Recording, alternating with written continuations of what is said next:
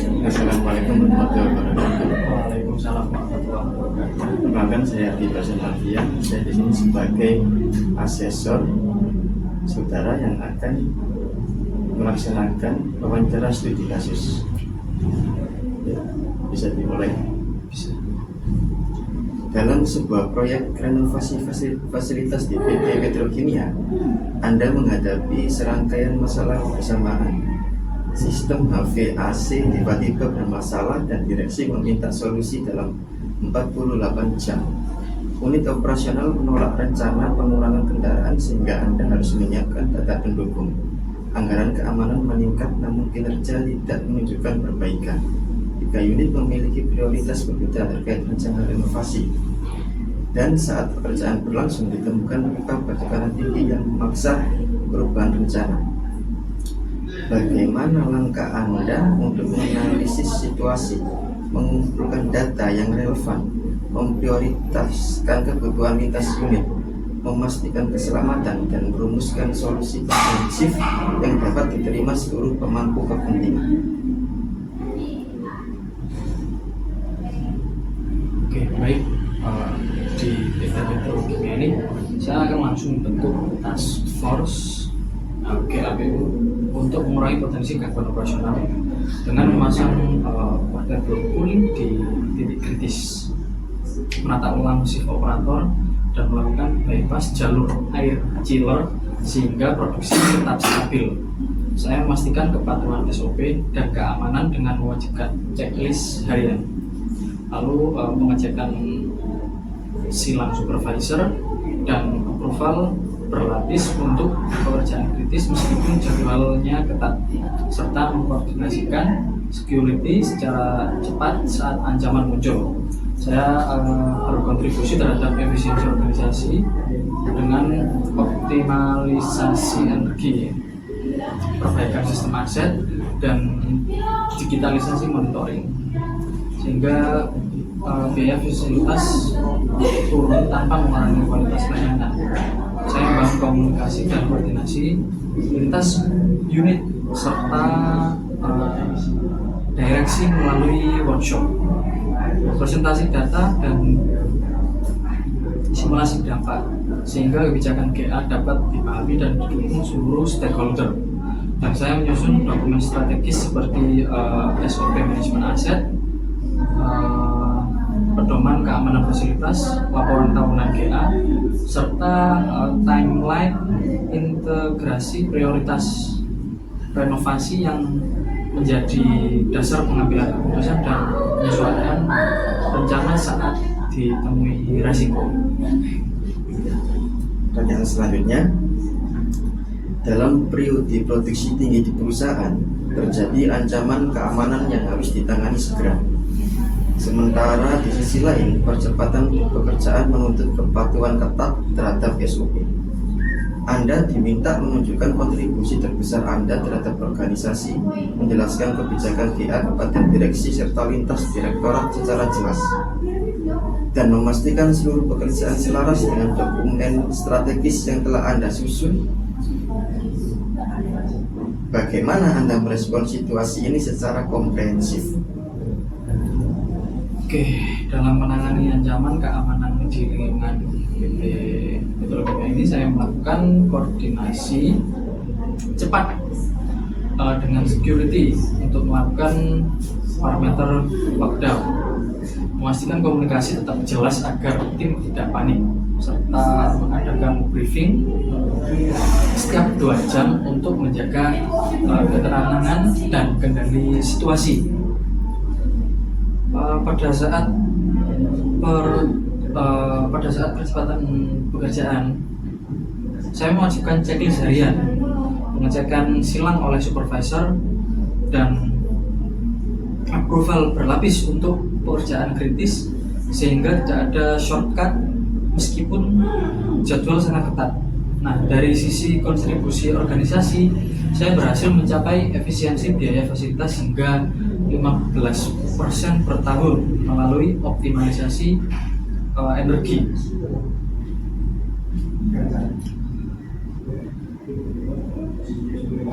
Di lain optimasi energi juga perbaikan sistem aset dan digitalisasi monitoring sehingga biayanya lebih terkendali tanpa mengurangi kualitas layanan. Untuk memastikan kebijakan GA dipahami direksi dan lintas direktorat, saya kemudian membuka sesi tanya jawab agar semua direktorat memahami alasan perubahannya. Sebagai dasar pengambilan keputusan jangka panjang, saya menyusun SOP manajemen aset, pedoman keamanan fasilitas, dan laporan tahunan GA yang menjadi referensi strategis perusahaan. Baik. Pertanyaan terakhir, kasus terakhir. Dalam lingkungan operasional PT Petrokimia yang kompleks dan melibatkan banyak unit, Anda menghadapi berbagai keluhan fasilitas dari departemen lain. Sementara pada saat yang sama Anda harus meyakinkan stakeholder terhadap usulan strategis GA untuk mendukung target produksi. Anda juga perlu membangun hubungan kerja dengan unit yang awalnya sulit diajak koordinasi, menyatukan VP Security, CSR, dan PU agar bergerak dalam satu tujuan yang selaras dengan rencana korporat, serta mendorong kolaborasi lintas direktorat. Bagaimana Anda mengelola seluruh dinamika tersebut secara efektif dan menghasilkan solusi yang dapat diterima seluruh pemangku kepentingan? Oke, saya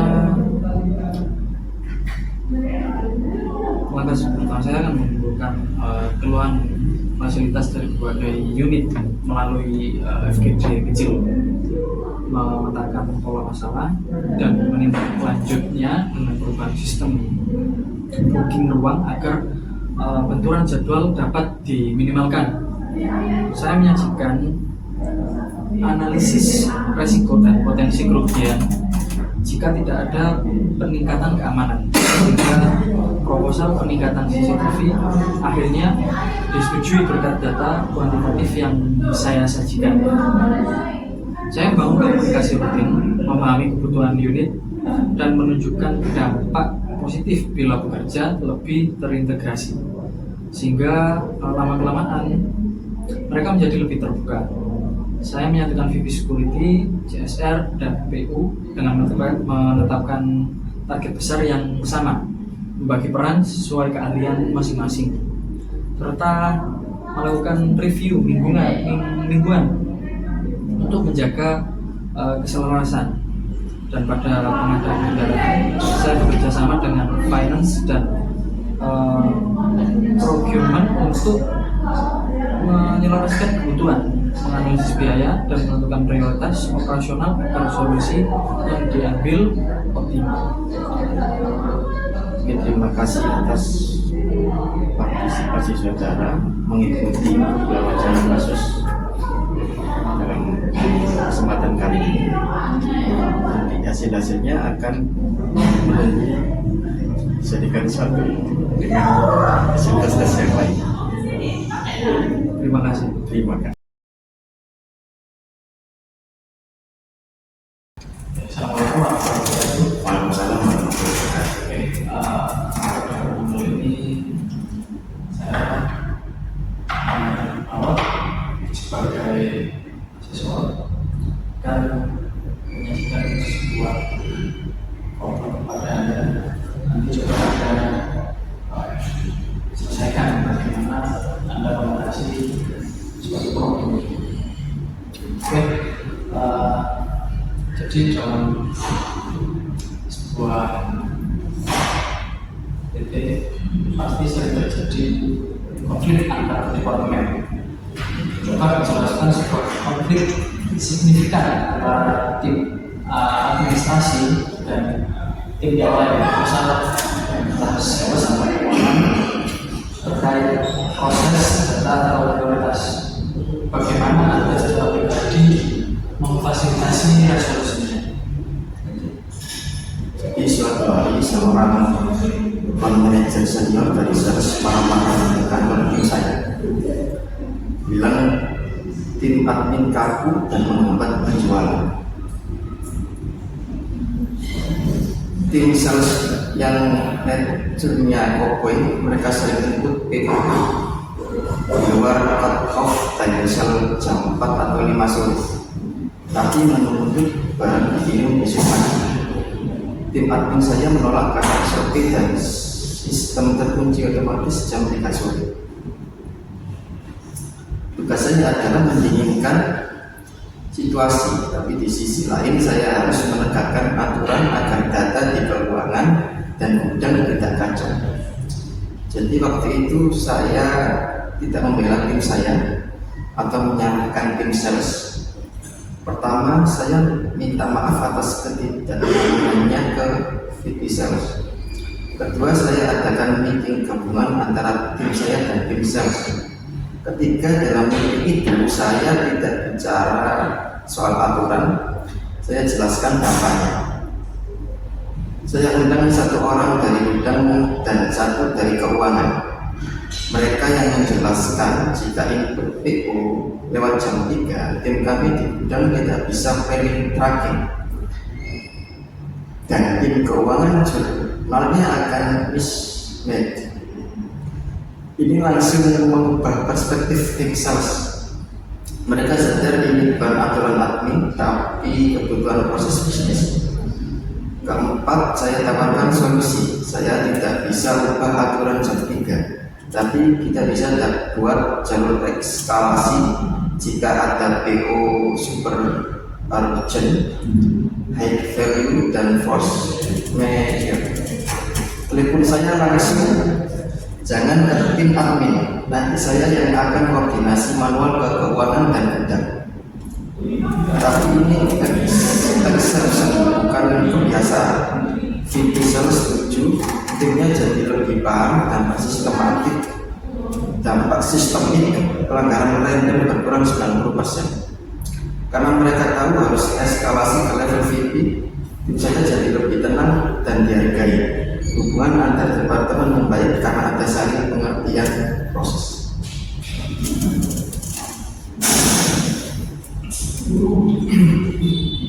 Oke, lalu sekarang coba jelaskan sebuah masalah operasional yang kompleks dan berulang di area administrasi, bukan hanya masalah sehari-hari. Jadi bagaimana Anda mendiagnosis apa masalahnya, informasi apa yang dibutuhkan, dan solusi sistemik apa yang Anda terapkan. Kami punya masalah berulang setiap akhir bulan. Proses rekonsiliasi data penjualan antar sistem kami dan sistem keuangan tidak pernah match, selalu ada selisih nilai dan volume. Akibatnya tim saya dan tim akuntansi harus lembur 3-4 hari setiap bulan hanya untuk manual checking satu persatu mencari selisih. Ini waste of time dan berisiko human error. Tugas saya adalah menemukan akar masalahnya, bukan hanya mengatasinya. Awalnya semua saling tunjuk. Saya bentuk task force kecil, satu orang super user dari tim saya, satu dari akuntansi dan satu dari IT. Saya akan menelusuri alur data dari satu PO yang pasti jadi masalah. Diagnosisnya kami temukan bahwa trigger pemotongan stok dan trigger jurnal akuntansi itu timingnya beda di sistem. Satu real time saat PO di approve, satu lagi bad tengah malam. Jika ada cancel order atau adjustment di sore hari, artinya pasti mismatch besoknya. Solusinya mengubah core sistem ERP terlalu mahal dan berisiko, jadi saya usulkan ke IT untuk membuatkan kami satu query report custom. Report ini otomatis menarik data dari kedua table dan secara instan memberi tanda highlight di baris mana mismatch itu terjadi. Report itu selalu dibuat 1 bulan kemudian. Proses rekonsiliasi yang tadinya memakan waktu 3-4 hari sekarang selesai dalam 2 jam. Tim saya dan tim akuntansi tidak perlu lembur lagi untuk itu. Ini adalah solusi sistemik yang pragmatis tanpa harus membuka sistem utama menurut saya. Terima kasih atas waktunya dan selanjutnya Anda mendapatkan feedback lebih lanjut dari PR dalam beberapa waktu ke depan. Assalamualaikum warahmatullahi wabarakatuh. Waalaikumsalam.